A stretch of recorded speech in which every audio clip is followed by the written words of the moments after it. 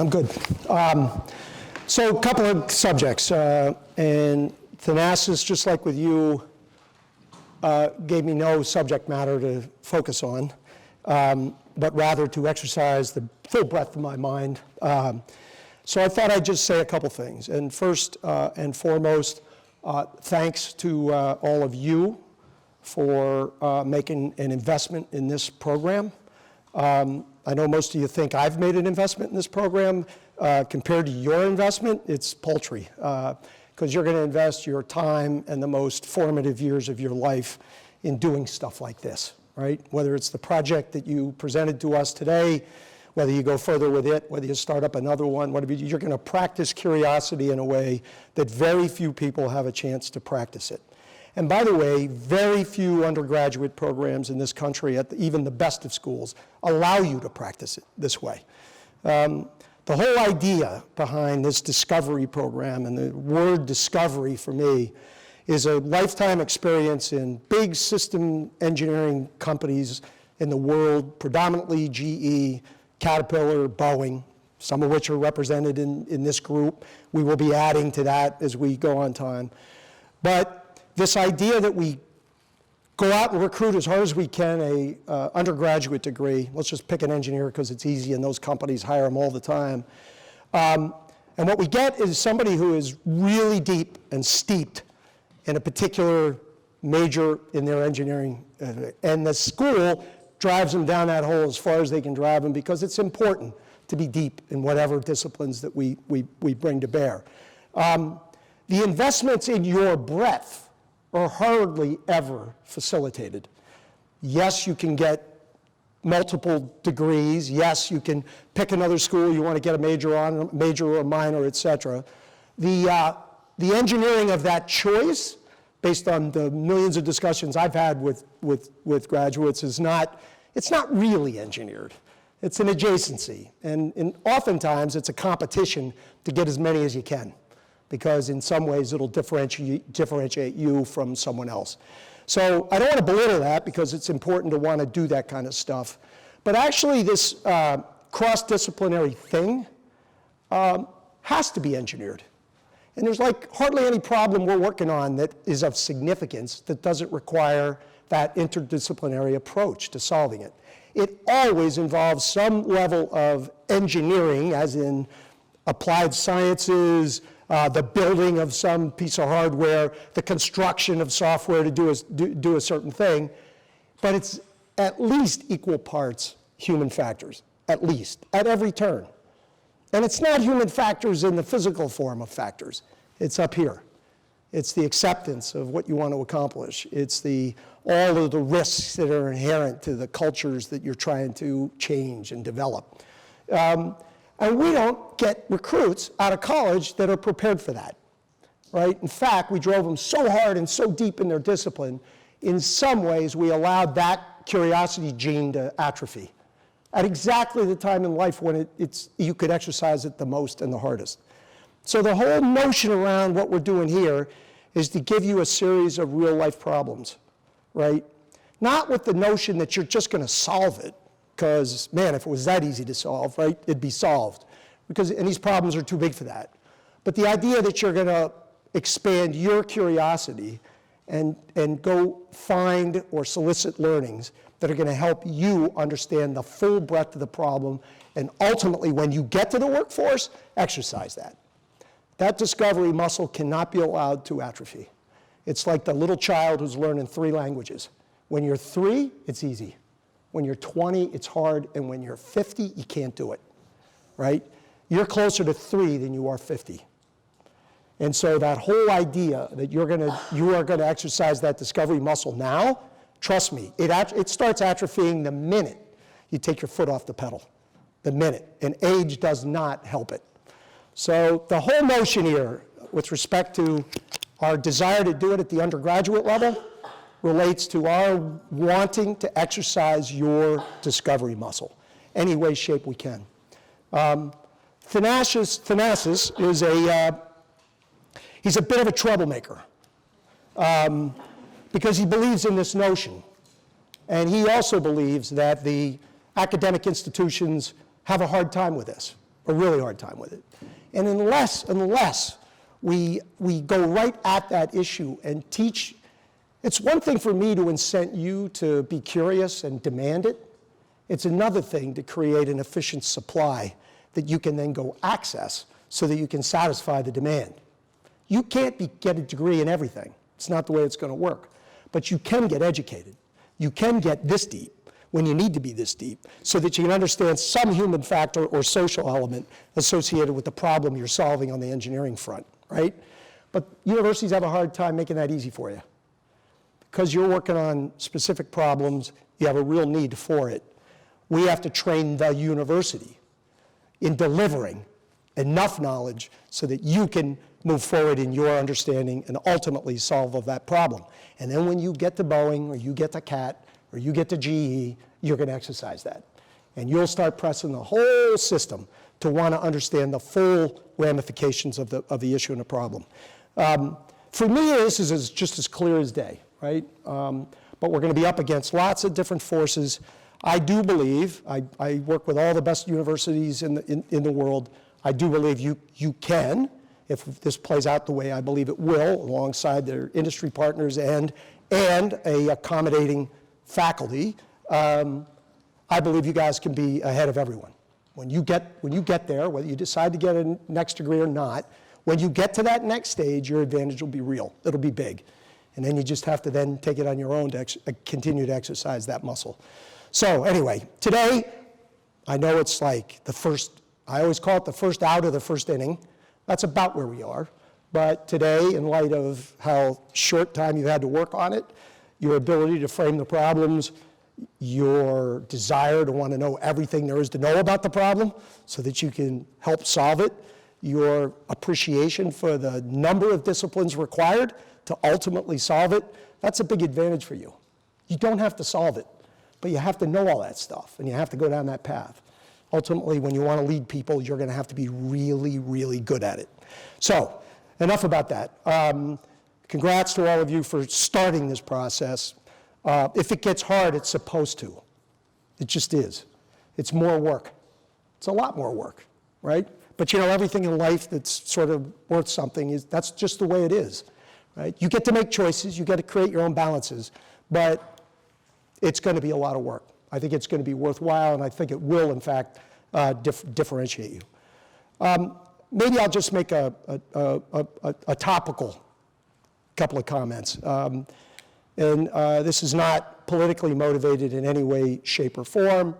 It's just a set of observations that seem to be relevant today in light of politics and electoral messaging and all those things. I just want to make a couple of comments about the state of capitalism in this country. You may hate this, but capitalism is what has differentiated, in my view, our country from all others, economically speaking, right? Without democracy, it wouldn't work. Without civil liberty, it wouldn't work. It certainly wouldn't be anywhere near as effective. But it is what it is, and it's been an enormous advantage for our country. In my view, in the last 20 years, it has taken a few steps that have to get corrected. The biggest and most important one speaks to the distribution of wealth issue that is creating, in my view, a serious political issue that you're all going to have to live with the rest of your days. And I hope everybody gets to the right answers. But it does have to be dealt with. Back in the mid-'90s, believe it or not, and I don't want to suggest this was the seed of the problem, but in the mid-'90s, this dot-com bubble thing happened. You guys weren't around. Bunch of us were. It was like this was going to democratize the world of business, democratize capitalism to the nth degree. Why? Because all of a sudden, it could take, monopolistic behavior out of the picture. What is monopolistic behavior? Somebody who's been delivering a product, has 80% market share, somebody else has a wonderful new idea, and they can't get to the market because this big guy won't let them get there, right? And that's it. And the internet allowed everybody to go factory direct, and the idea was we would then just shove all these others aside, and we create this great democracy for capitalism. And it sort of worked until it didn't. And then at the end of those 90s, Everything went bust. But what did happen during the second 5 years of the 90s is a thing called equity compensation went on steroids. Now, why did that happen? Well, because all those dot-coms, you may remember, there were billionaires created overnight. It was created overnight on the basis of equity compensation. They didn't get paid anything, but they owned this idea that the capital markets decided was now worth $1 billion, and they gave it to them. And now all of a sudden, everybody wanted to go there, and the big old dinosaur companies, and I'll include Boeing, Cat, and GE in that, the big old dinosaurs decided, well, if I want to keep somebody, I've got to give them equity comp. And during those 5 years, compensation in the corporate world went bananas. All of a sudden, I was doing exactly the same job, in 3 years' time, I was getting paid 2.5 times what I got paid before. Because everybody felt like to keep me, they were going to just dump all this equity in my world. Well, that was a moment in time where, in my view, systems for compensating leadership and executives went haywire. And it never stopped going haywire. It progressed, right? So today, I'd say 75% of all compensation that ultimately leads to this issue comes in the form of that, equity grants over long periods of time. Okay, so now we know that. 2008 and 9 is a massive financial recession, but with horribly disproportionate effects. Those with people with real assets and real borrowings lost most of what they had. And if you had an income somewhere below 70,000, which by the way was like the median, but if you did, you lost somewhere between 30 and 50% of your wealth overnight, basically. And then the progression, from that point until now, the progression is measured in low single digits, 1 or 2%. And all the stimulus that was provided to the US economy, and by the way, the global economies, was something we call monetary policy. I don't know if there's an economics person in here, you want to know it. It used to be, to stimulate economies, we had this stuff called fiscal policy. We'll borrow money and give it to everybody, and then we'll start building stuff, and the economy will start to charge itself. Monetary policy is different. Monetary policy just floods the world with money, and it means that people take all that money, and they compete for the same set of financial assets. Well, what happens when you got a big supply of something competing for a few things? Prices go crazy. So stock markets go up on steroids, the debt markets even. Yes, you can borrow for less, but even the debt markets rose for a very long period of time. And if you happen to have gotten through 08 and 09, and by the way, this is all those folks who have benefited from the equity jump, if you happen to get through 08 and 09, all of a sudden, those financial assets that you had all of a sudden started compounding at double digits from then until now. And guess what that spells? A serious distribution of wealth problem. The rich get richer, getting rich gets easier. And the folks who are fighting every day, all day, to get ahead, it's harder. It's significantly harder. They never had the accumulated wealth to be able to go down that path. So there's a million things ultimately that can be done to course correct, but it is going to have to get corrected. Somehow, some way, it's going to have to get corrected. The easy one to think about is taxes. There should be more taxes on the wealthy. You get that. It's not as big a sort of hit as you want, but it should be. Now the question is, tax them more, make it more progressive. Where's it go? Where's all that money go that you get? Well, we can't go into the sort of the system the way it is today, otherwise it'll be a self-fulfilling prophecy and we'll get right back to where we were. Somehow it's got to get differentiated. Giant economies, the growth rate of economies is pretty simple. It's your population times your education, right? That's about what it is. Smarter you are, the more you can do, the broader you can go, the more you can contribute to companies, the more companies can contribute to the economic welfare of the country, blah, blah, blah, blah, blah. That education investment has been shortchanged significantly. Significantly. No one should be confused about that. So you guys are the lucky ones.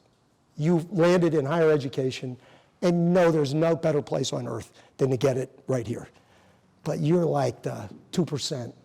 Like there is a giant population that's never going to get here. It's never going to get to college, probably won't even graduate high school. So start with population, take some significant portion of that population that's never going to get educated, at least not the way the system works today, and we have a problem. It's a serious economic problem. And if you want to fix it, whatever money we have ought to go to that. And it's got to start with access, and then secondly, it's got to break down the old institutions that seem to want to get in the way of higher education. And we got to make it as accessible as we can. Honestly, I don't think it's any harder than that. I think it's that simple, right? But I don't see either party talking about it, not either one of them. Who's sitting there with a big platform to talk about the complete overhaul, revision, access to education? None of them. None of them. And the plans they have are pretty weak, if you ask me.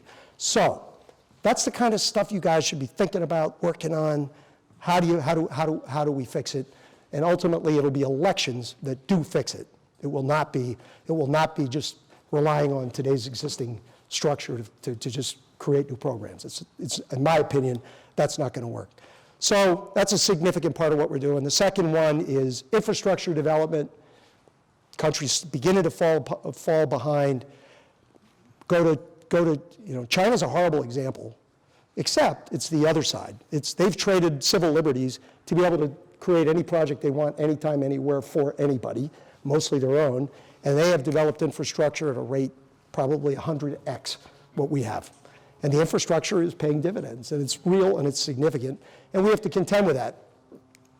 I will say, having spent years surveying consumers in China on the ground level in their homes, they'd much rather live here. They don't mind that our infrastructure is getting developed at a slightly slower rate because they know what civil liberty means. They really do. And all of them want this one. This is what they want, and they would trade that any day of the week. I was amazed at how strongly that was conveyed to me, and maybe more importantly, the breadth of opinion on that subject. That surprises people, but I just want you to know I've felt that. So education, infrastructure, those are the kinds of things long-term I think are going to differentiate the country. I hate the idea that capitalism gets a bad name. I do think capitalism needs to get modified significantly. And the idea that we can just somehow turn to a different system, and I'm not going to comment on the strengths and weaknesses of that, because I don't know enough about it, but I don't believe that will be an answer that anyone will like if the pie starts to shrink. So with that should be enough to get you thinking about a few things, and I'd much rather do a little Q&A on anything. You know I'm involved at Boeing. You know we've got some issues we're wrestling with. Anything you want to talk about, I'm happy to do. All right, guys, classes in session. This is your time now, so let me see you get active. Fire. This isn't necessarily going off of what you just talked about, but I guess kind of as this program as a whole progresses, what do you think like the most key factor to problem solving would be in your experience? Oh boy. Yeah, so the first word that comes to mind is collaboration. You have to have willing parties wanting to solve problems. So never mind what I just talked about, which seems to be a very high degree of difficulty on that front. But even in the business world, we wrestle with that every day, all day. And collaboration usually starts with your appreciation of what the other people are trying to bring to the table. And you're not discounting it, but to rather find what's good, what can be constructive and productive in what mission we're trying to accomplish, and then putting it to work. And it's more, in my view, an emotional solution than it is an intellectual solution. I think intellectual solutions are usually easy to come by. So I don't think anyone here should ever get confused that you're going to differentiate yourself in the world going forward with raw, pure intellectual horsepower. There will be a very few people who do that. It'll be very few. But the idea that you can collaborate broadly and be a leader in collaboration and bringing emotions together, that is a winning formula for most things. Most of the problems we're trying to solve at Caterpillar or Boeing or in GE World, that's the hurdle.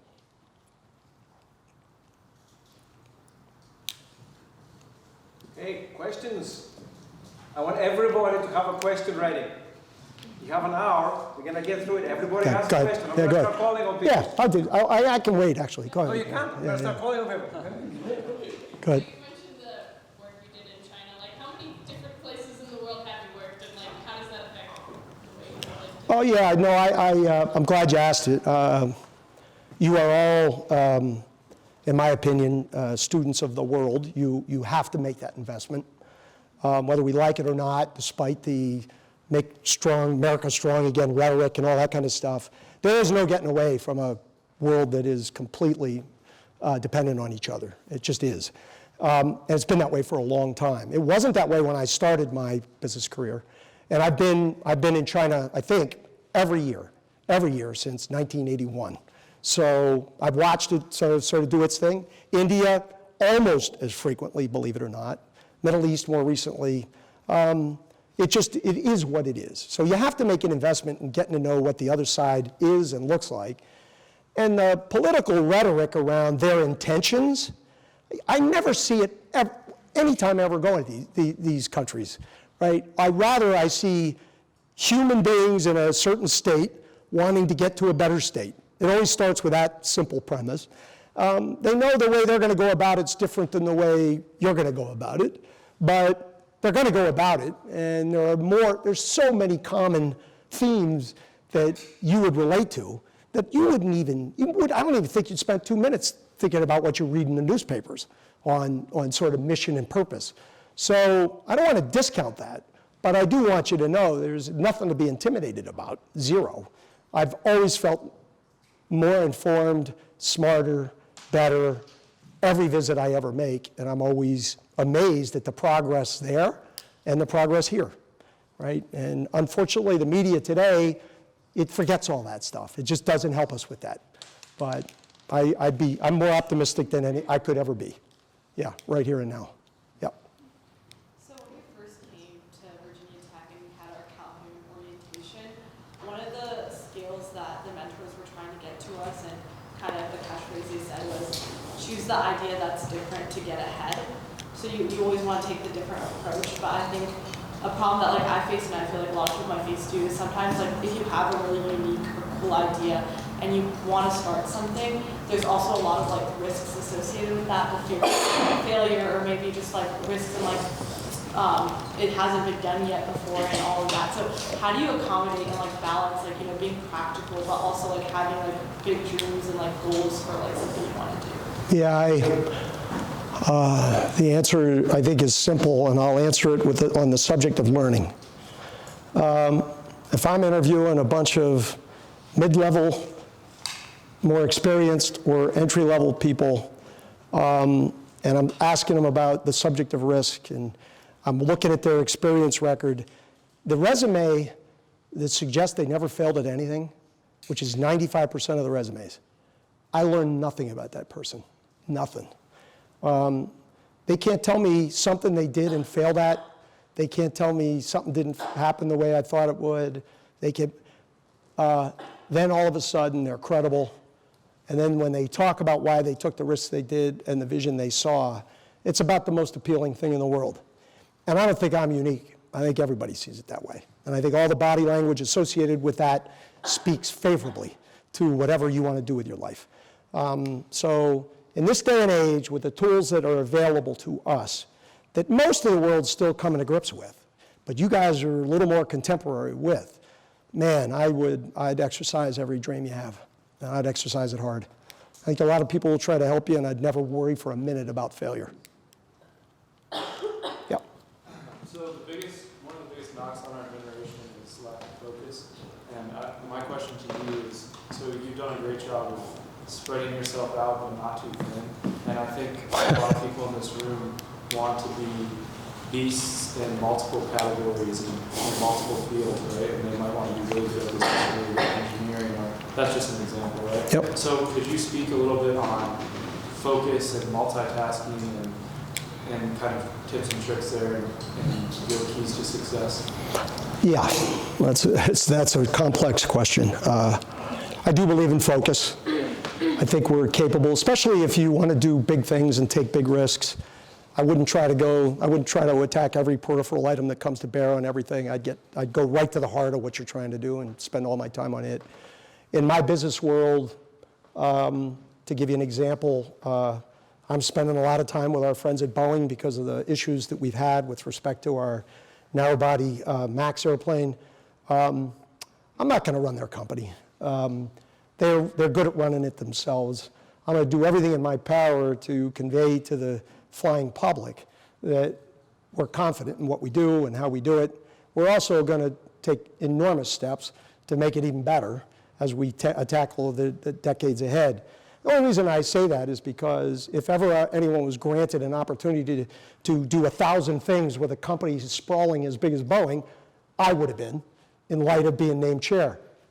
I'm not about to try to send false signals to everybody. So I try to be as focused as I can. I think you can too. I like the approach of get focused on the problems you're trying to solve, or what dent is it you want to make on society, if that's what you want to do, or what is do you want to design the next greatest crane? If you're focused on that, then it will allow you to focus on what you need to get from here to there, right? And it's not going to be mastering everything that goes into the crane. It's just not going to be. But there's going to be some essential element associated with that thing that you're going to want to study and learn, et cetera. And then when you get out of here, same thing applies. Learning everything about everything is useless. It's useless. But you have to, so you got to have an end game in mind. Something, some mission, something for you, something to solve your confidence problem, right? Early on, I went through 6 years at GE on an advanced program. Everybody's patting me on the back, blah, blah, blah. And I advanced at a very fast rate. And after 6 years, I'm like sitting there going, I have yet to meet a customer. It's a fact. I had not met a single customer at GE, and yet I've advanced to run a business, right? So at that moment in time, I did get narrowly focused and spent the next 4 years of my life as a salesman. Why? Because I had to figure out what that was. Otherwise, I could never be good at anything else. I didn't have confidence doing it. So for me, it was a void. The other thing I did is I went straight to the developing world, because back in my time, and I'm talking about the early 80s, the developing world was truly the developing world. You went to places where it was hard to get around, everything about it was difficult. Man, but the people who did that, and the people who I saw build the resourcefulness skills, having lived in that environment, they were so differentiated relative to what I believe was required in the decades ahead. I just had to get there. So I went off to Southeast Asia with 4 kids, and we did our thing and we had a blast. But if I hadn't done it, the important part is I was solving for confidence. I wasn't solving for technical needs. I wasn't solving for that. I just felt like without it, how could I confidently lead a big company? I just didn't believe I could. So you're all going to solve for something different. Just make sure you know what it is, right? Accumulating degrees for the sake of accumulating them, I don't get it. That never made sense to me. Yep. How do you identify an idea that is worth your time? Oh, it's evolved over time. So in the early years, people convince you of a problem worth solving because you've got a lot of educated people around. You'll know the one you want to solve because you'll just be more interested than others. And some you'll feel like if you get there, again, your confidence is going to be significantly higher than when you started. Later in life, I do what I like to do. I mean, somewhere in my, probably my mid-40s, I just decided I was going to do the stuff that I enjoyed doing. So I went and took a job in the data analytics world because everything around that just seemed like the most exciting thing there was. I wasn't hunting for money. I wasn't doing it. I just wanted to do that. 10 years later, I spent my whole life in the world of big publicly owned, gigantic, and yet it sort of in some ways opened my life. In the accounting space at Virginia Tech, which by the way, the school was always very good, but it always fed the public accounting world. I didn't want to have anything to do with that. But they had this little cost accounting group, and the guys running it were awesome. And I knew that might be my secret to getting into industry, because if you're the cost accountant, you get to look at everything. It's a license. It's a license to go look at everything and learn things. So that set of professors and that set of skills allowed me to get into that. And then maybe more importantly, when I found out I was pretty good at it, it gave me enough confidence to start to swing. When I got in business, this is where mentors mattered a lot. And I didn't always go for the mentor that was politically clearly on a high rise. I went for the ones I thought had just the most unique skills in the world, and I just wanted to rub off. So I remember taking a job for a marketing guy who I just thought was the edgiest thinker I'd ever met in my life. He'd walk in to see customers and he'd yell at them because they weren't innovative enough and blah, blah, blah, blah, blah. And in the big companies, you're not allowed to do that. But he did it. And I found it to be fascinating because he'd walk out and everybody, after we walk out, everybody look at each other and go and say, yeah, he's right, right? And so, but he got away with it and he did it. And that guy got fired because of it, right? But man, did I learn a lot from him. I can't tell you, I learned a lot from him. And then there were many, many, many more. I always hunted for one, and every now and then they'll hunt for you, but you can't count on that. But I always had one. And in business world, if you don't have one, you're in trouble. That's my own view. Yep. Yeah. So in this program, we talk a lot about collaboration and how its importance can give us criticism and how we can receive criticism. Can you talk about how at an early age you receive criticism to help influence your thinking for problem solving? My company was really good at evaluating people during my tenure, really good. Every quarter I got a review that talked to me about what they liked and what they didn't like, and it was pretty good. It was pretty insightful. In the early running, you just get mad, right? You don't know me, blah, blah, blah. Anyway, but then you figure out they're not trying to shoot you. They're just trying to help you out, and then you get to work on it. Some criticism, I will say, came from people I didn't have much respect for, and so I knew where to park that. And then when you got hit by the people you really respected, it hurt like it went right through you like a knife. But you have to deal with them, right? And you have to keep coming up for air. I don't believe it requires miraculous turnarounds. I just believe they want to know you're working on it. You're cognizant of it. You're smart about it. You're trying to learn something about it. And you're always going to get it. I still get it. It's fine. I get it from different factions now, but you get it. And you just have to be able to deal with it. Defensiveness just doesn't work for anybody. I don't care how smart you are. It doesn't matter. Even if you're right, defensiveness looks bad. So anyway, I've had a lot of it. There was nobody in my lifetime that mentored me harder, delivered more to me personally, did more for my confidence than a guy by the name of Jack Welch, who was the CEO of our General Electric company for the last 3 decades of the last century. And he was awesome. And he delivered shots like nobody I've ever met.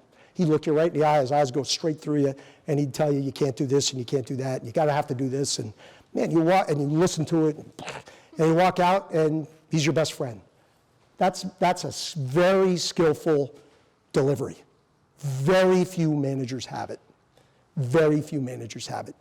You're gonna be, the quality of feedback in institutions, companies, academic institutions, others, is always short of the mark. So you gotta beg for it. You gotta beg for it, seriously. Yeah.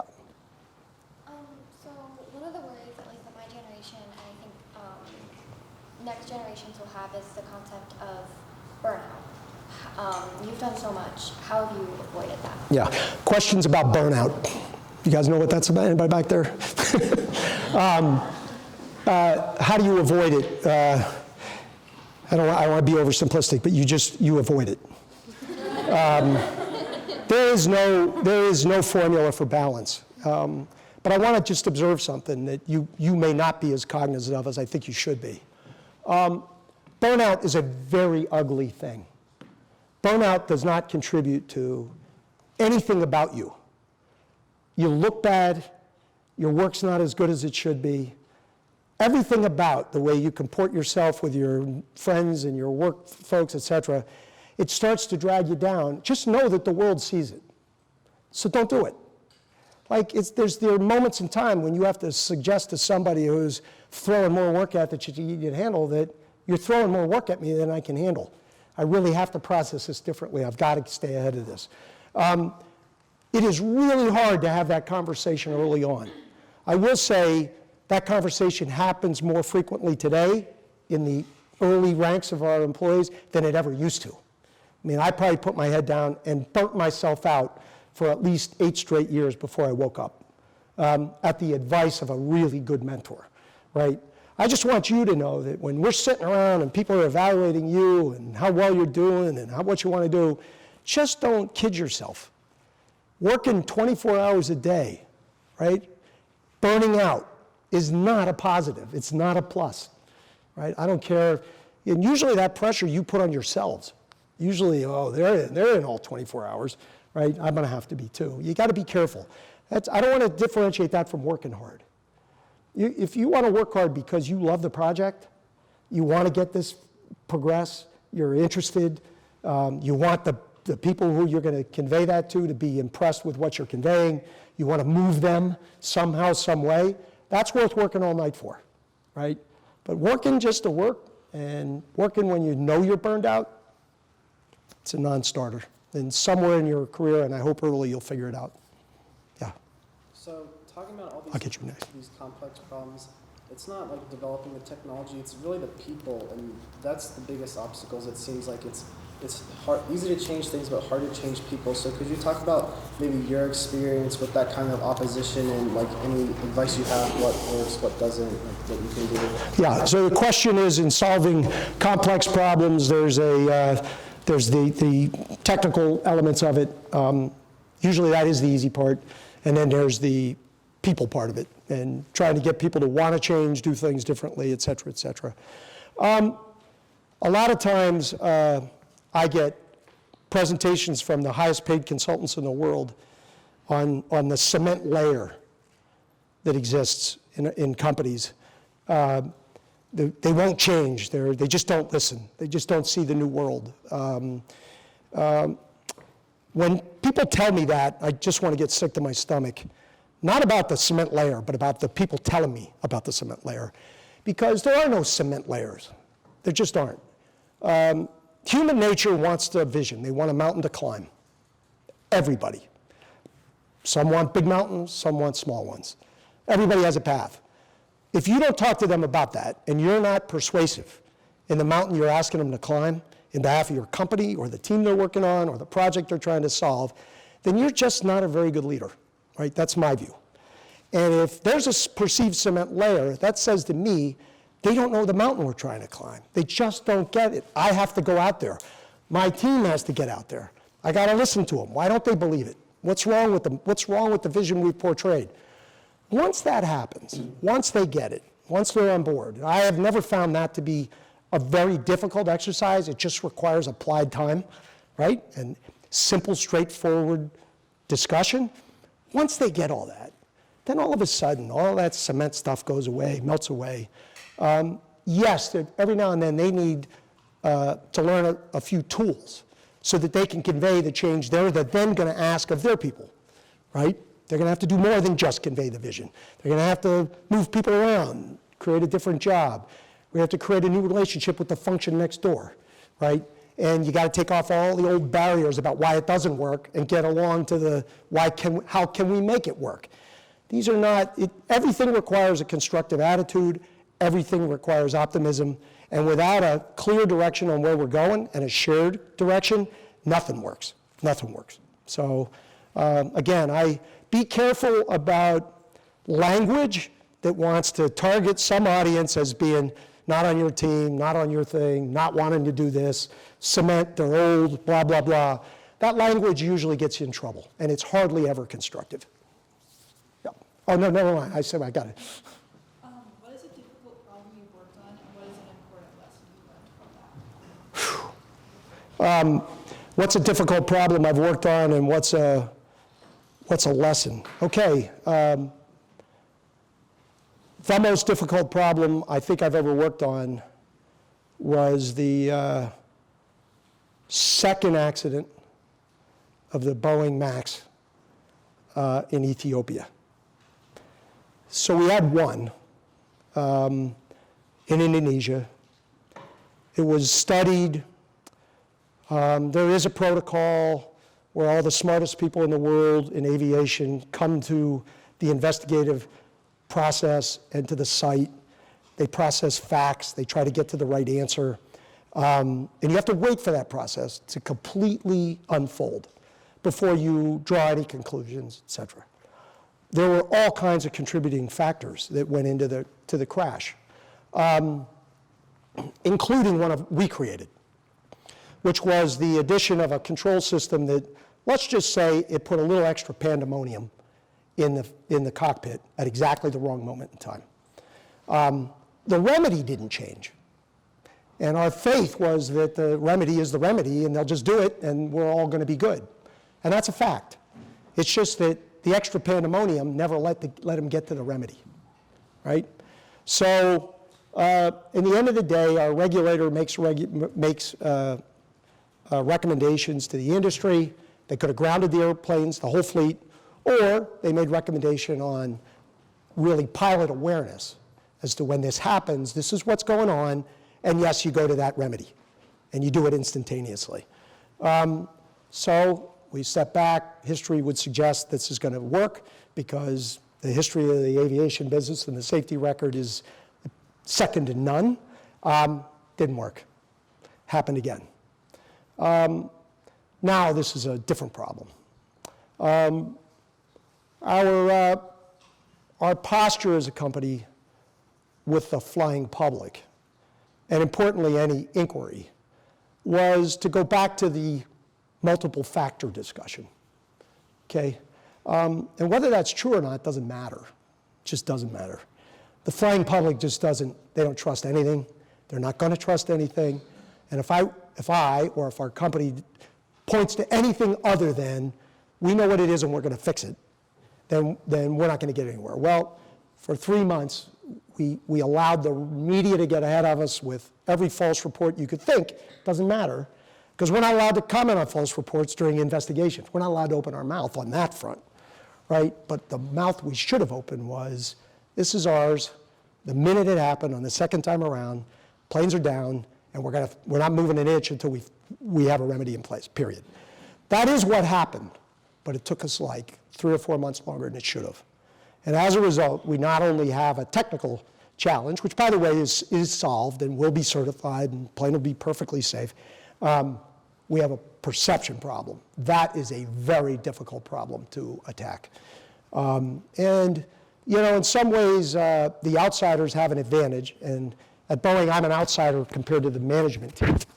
And instinctively, we all sort of knew this, and we really should have just said to the team broadly, we got to get out and we got to get ahead of this, blah, blah, blah.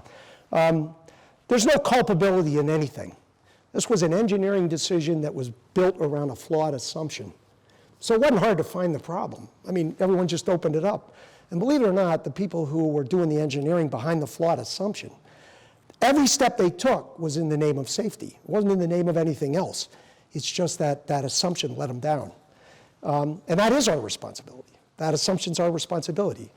The assumption was built on a pilot flying in the United States with a military background who has flown most of his life or her life, and boom.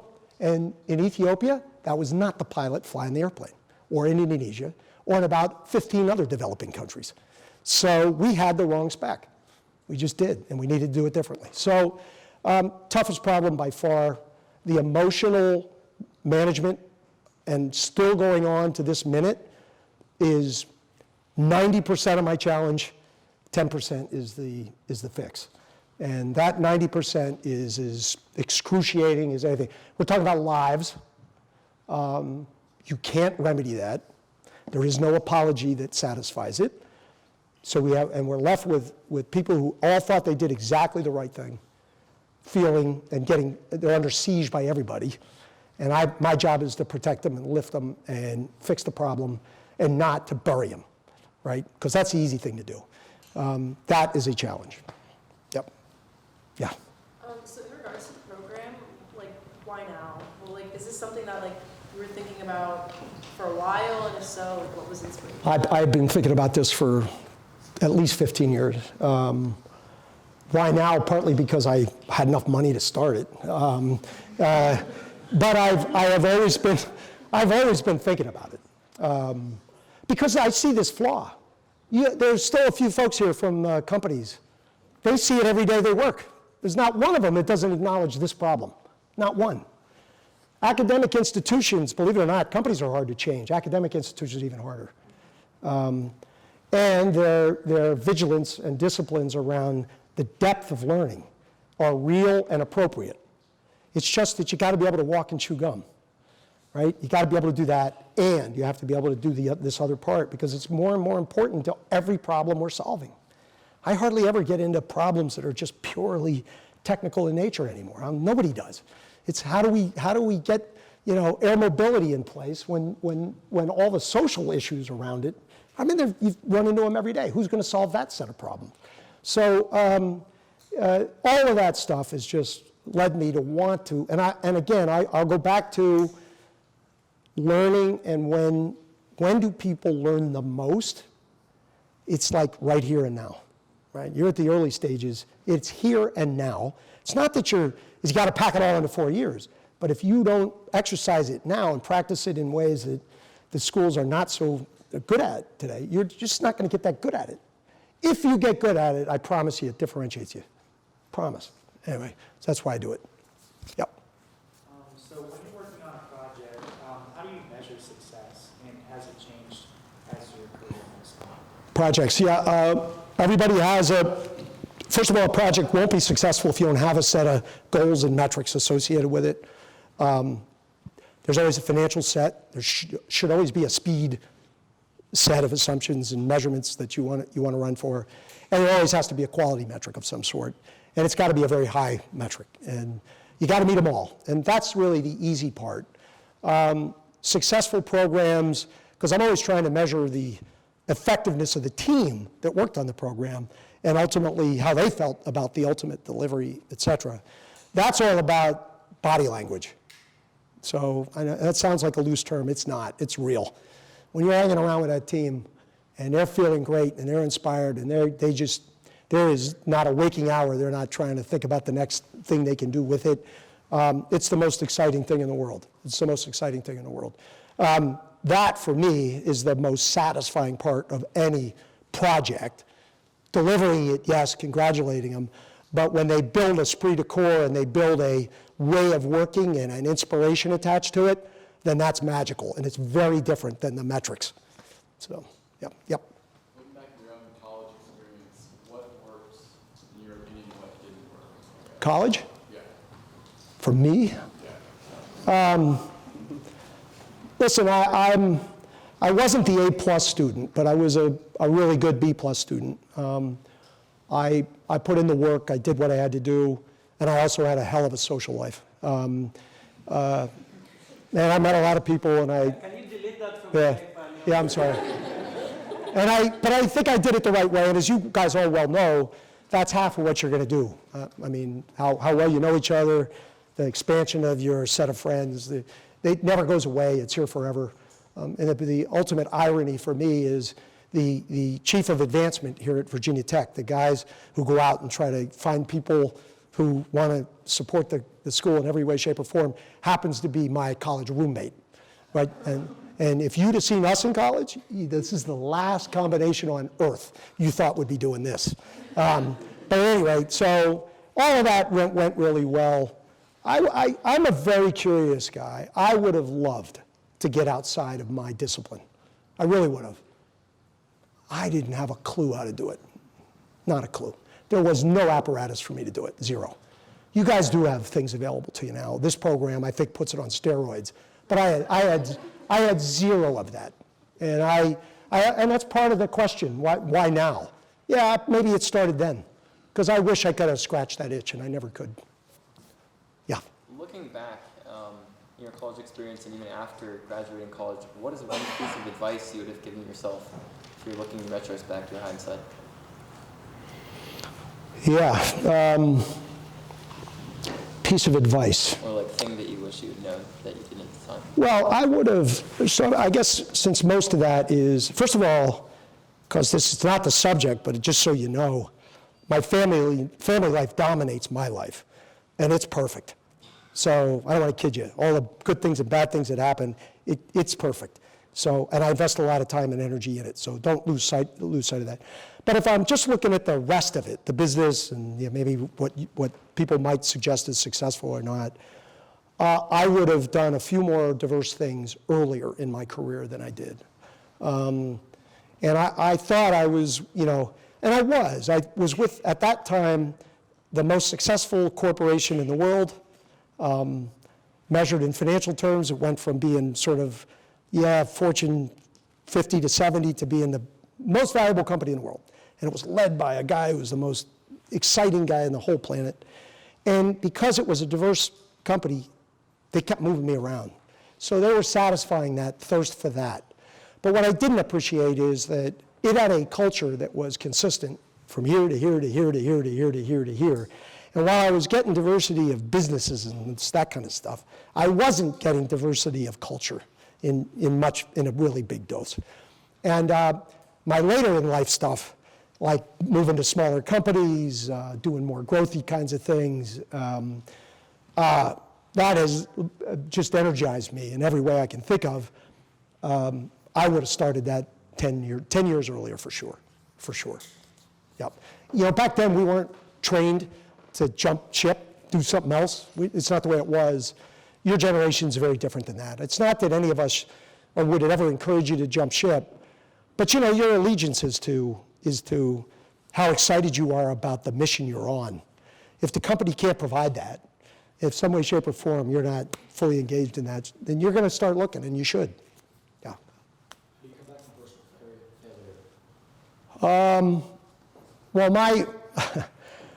I was the guy who I didn't take big risks on very different things. I just put my head down and tried to bull through it. They don't like me, I'm gonna still figure it out. I'm just gonna keep going.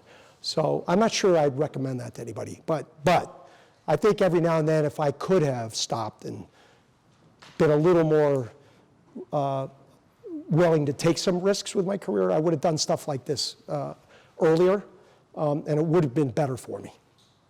No.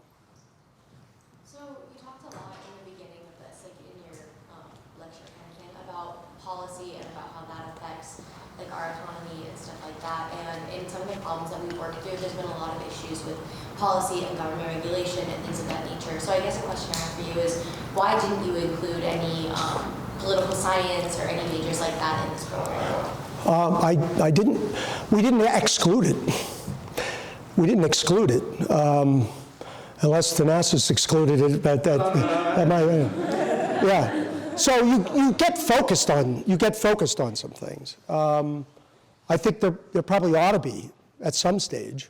There's not a single project here, not one, that doesn't have serious policy implications attached to it. So if you're going to have to attack that, and then you're going to have to figure out how to think about the policy changes that are in place, you're going to have some element of understanding of how politics are going to solve that for you. There's not one here, not one that doesn't have serious social implications with it. So it's just a question of how far you take that interest. Boom. 2. See? Hey, we're rock and roll. Yeah. No, it is, politics, political science. I can't work in it because I just have this immediate need for results and stuff, and I lose my mind in debates that stay out here, right, that can't find something in the middle. On the other hand, the world can't give up on that. They have to figure out how to get parties from here to here, somehow, some way. And it is politics that affects that. It's all of those things that go into where votes are cast, and why every politician feels like they got to get so far out there in order to simply get in the role. And then why is it we can't fish them back to the middle when they get there? If someone could solve that problem, this country is off to the races. It's the biggest problem we got. Yeah. So it's kind of related to Sandy's question. It's kind of like personal towards me.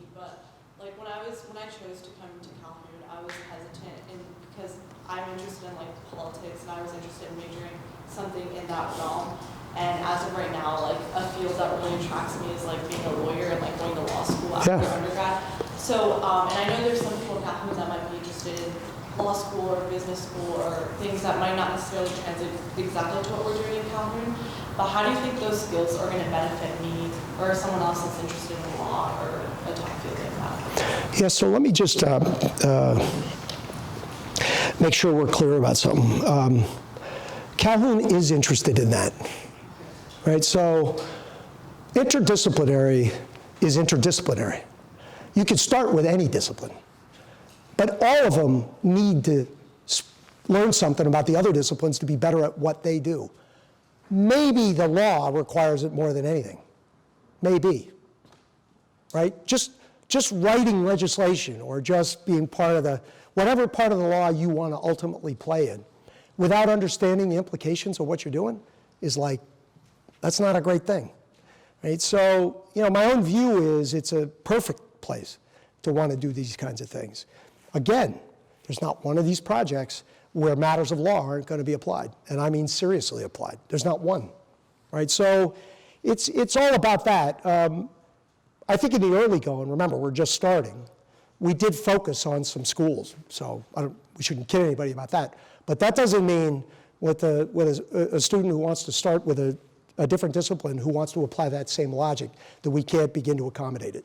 So you anything you want to comment on that? No, Caitlin, I didn't tell you to say that. No, I think to David's point, Khalid asked me about this, right? What was it? About right? So Khalid is a policy person, right? And so she came to me, you guys know that story, right? So she came to me and said, hold on a second, we're doing collaborative technology innovation for societal impact, but for me, policy comes first, right? And how does it come together? And I didn't tell him to say that, but my answer to her was, it's like you're in music conservatory.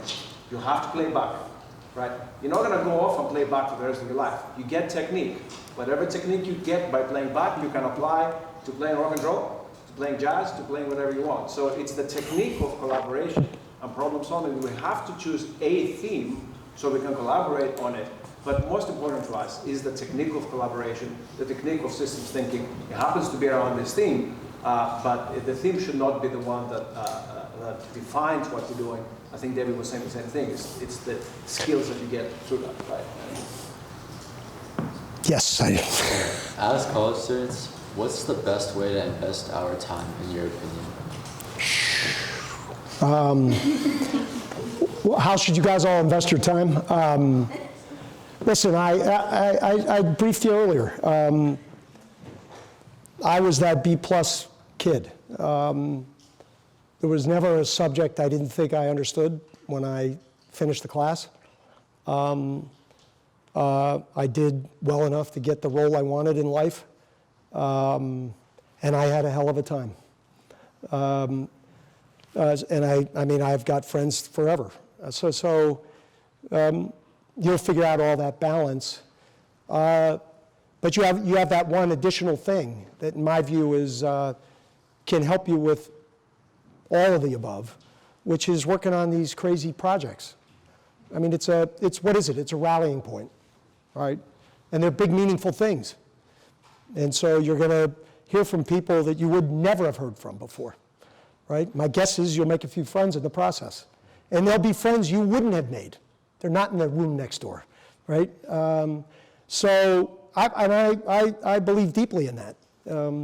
So the friendships you ultimately form, the more diverse they are, I don't mean just, diverse as in, sex and all those. I'm talking about diverse in terms of where you came from, what you think about, what motivates you, all that kind of stuff. I mean, those are the best friends in the world. So anyway, I always believe in colleges of all places, that word. If you're hunting for it, it's just, you didn't accomplish much, right? So I think this helps with that. Yeah. Okay, you kind of touched on this in a lot of your answers. Dr. Akakis, he always tells us to research the people who are going to come. So upon researching you, I knew you're a member of Delta Kappa Epsilon, correct?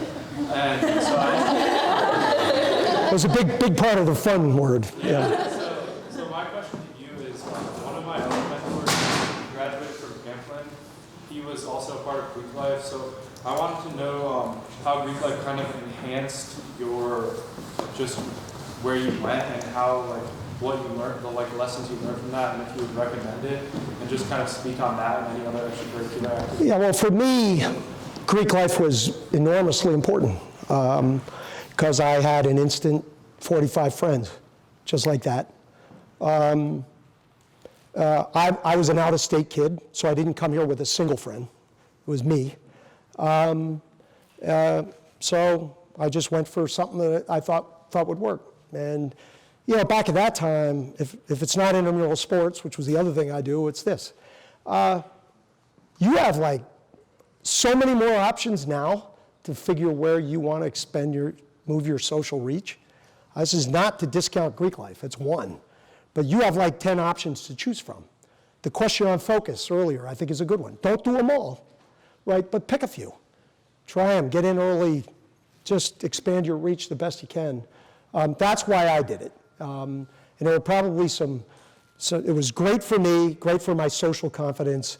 It probably, given your choices, I probably wasn't as effective as your choices. So, like interpersonally, do you feel like that like improved your skills in kind of like not in just in a business sense? I guess is the best way to ask it. Interpersonally, it definitely improves your skills. Yeah. Any social interaction improves your skills, right? Especially interaction where feedback and comical behavior are regular and frequent. That's very healthy for everybody, right? And I'm sure you guys have plenty of those, but it's worth having. So we have Yep. 10 minutes, so I want people who have not raised their hands, let's go. Go ahead. He raised his hand, he just didn't get called on. One of the elements of this program is improving people's breadth of knowledge so that communication is easier, and with that, collaboration is also easier. However, with all throughout school, from a lot of people, you hear things like, "Why would I ever take this class? I'm never going to use it in the real world." 50 students a year is progress, but what other ideas do you have to jumpstart that and convince more people to rethink that belief? I'm not sure why they took the class that ultimately wasn't going to help them with anything. But you are, let's get back to where this starts, this discovery notion, right? You're not going to like bat 1,000. Everything you look into is worth something. But if you didn't look into it, I guarantee you it's not going to be worth anything, right? So you got to figure out, it's going to be a process you'll go through about where the things that you think motivate you, the things that help you solve real issues, that'll help motivate you. You'll figure out how to make better choices as you move forward. In the early going, you might make some lousy ones, but you're making them, and you're giving it a run. And I have every intent. I wouldn't do this if I didn't have intent. You can ask Paul about it, to get this to become a serious attribute that every school in this university takes seriously and works on. As I said to you, the practice we hope to give them with these 50 and the next 50 and the 50 after that, the practice we have to give our schools, the engineering school, the architecture school, and political science, is how do you deliver enough to the student who's getting a major in a different discipline, enough to them so that they understand how to think about and solve the complex issue they're working on. If our school ever got really good at that, the supply side of what you're working on, right? If it ever got really good at it, we'd be ahead of every school I've ever hung around. And that is my mission. And that's actually going to be the hard part. You guys got to be tough on the schools that are supposed to do that with you. You got to give a lot of feedback to Paul, got to give a lot of feedback to Thanasis, but that is the mission we're on. Yeah. Okay, so since I've been here, I've heard a lot about it's about who you know and not what you know. Do you necessarily agree with that? And throughout your college and career, what are some of the things that you did that you think kind of helped you get to where you are now? What connections? Yeah. So the question is the thought put forward is it who you know or is it what you know? you will always find yourself in an organization where people around you, and maybe even you, begin to wonder whether it's who you know. You will. People will suggest it to you, if you believe it. Okay? It is about what you know. It is ultimately what you know will get you to the party, whatever party you're interested in. And you have to believe it, and you can't give up on it, and you just got to work toward that end. And every now and then, who you know, and if not knowing the right person, it might work against you. But it's not going to be that way forever. It's not. And the people who think that's the way it is, they always crash and burn. They just do. They just do. They get eventually to a spot they can't go. They can't perform. And oh, by the way, the person who was mentoring them is gone. There's nowhere to hide, and they don't know anything. And they crash and burn. Happens every day, all the time. I believe that. If I didn't believe it, I certainly wouldn't be here. I've had both. I've had both situations. But the most important thing is what you believe, not what everybody's telling you. Talking about that and a little bit about what you were talking about earlier with reconciling between extremes and finding a common ground. How would you personally recommend reconciling something you know, like you hold to be true and you're very passionate about? How do you reconcile an extreme conviction with the need to find a common ground? Like, how do you know when to compromise? I have to compromise. Right? If I'm trying to bridge a gap, I have views on what's good for an economy. Elizabeth Warren has views on what's good for an economy. We could not be in more different places. Would I be willing to go halfway in 3 seconds? Yes. If both players went halfway, we'd get to an answer. Things would get a little better. I'd lose a few things, she'd lose a few things. Well, I don't know Elizabeth Warren. I'm just like pick her out of thin air. But I do know her views are way different than mine, right? That's life. And there used to be an art to this in politics. There used to be a true art to it. And that art hasn't been practiced in a long time, so we don't have any people who are really good at it. And unfortunately, it feels like the world is going in a slightly different place. Just a reminder, and unfortunately, sometimes it's events like this that create this, but on 9/11, when this country felt like it was attacked, it took like 10 seconds, because collectively they felt threatened. It comes together fast, and when it does, it's like the most powerful thing you will ever witness, ever. And if you were sitting somewhere else in the world, you'd be sitting there shaking if you thought you had anything to do with it. So that's a horrible sort of way to end this. But on the other hand, the point I just want to make is the common ground is really significant. It is really significant. So we just have to figure out a way to get to it, that's all. And when crises get big, when things begin to sort of happen, because I don't think it is actually going to just happen on its own through elections, but when we are faced with that, it will happen. I am so confident of that, and we will rally. And those of you who are willing to compromise a little bit to get to a middle, it's going to be great. Yeah. Yeah. I know you say compromise, but do you believe that there are certain things that shouldn't be compromised, or do you believe that everything should be able to have compromise? No, I mean, there's certain things I won't compromise. Yeah, sure. And they're real. And I might lose. And I'm still going to go home and sleep at night. I might lose. Or they might lose. And they're going to have to go home and sleep at night. So that's just the way you have to believe it. I have conviction about a bunch of things, and I'm not going to win them all. But the world's not going to end. Yep. Yeah. For someone who wants to invest in studying abroad, based on your own personal experiences traveling, where would you tell them to go? Developing world. All the developed world stuff, it's fun, it's exciting, and you don't learn all that much. They speak a different language. So if language is what you're after, then do it. But the developing world, they're the ones with real challenges, serious challenges. They're all trying to lift themselves up from serious poverty issues, serious stuff. Their practice and resourcefulness in doing that, it blows your mind, right? And the things we take for granted, they just, doesn't work for them, but they're not killing themselves for it. So I've always marveled at that. I just do, and it's serious, it's significant. The equivalent of my life in Southeast Asia when I did it would be Africa today. So if it were me back then, I'd probably go to Africa.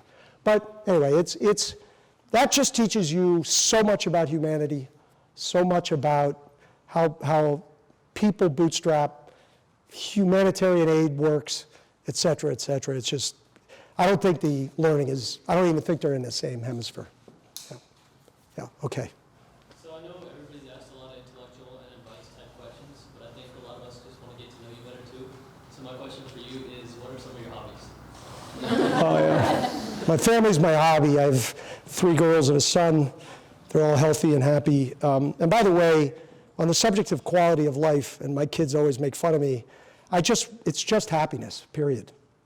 When you wake up with a smile on your face, life's pretty good. I don't care what else happens. So that works for me. And I invest a lot of time in it. And I invest in my family, spending time with each other, whether I'm there or not. Otherwise, I love athletics, and I'm a skier and a golfer, and I do both, and I do anything else anybody invites me to do on that front. So it's fun. I've had a great life. It's got a good balance to it.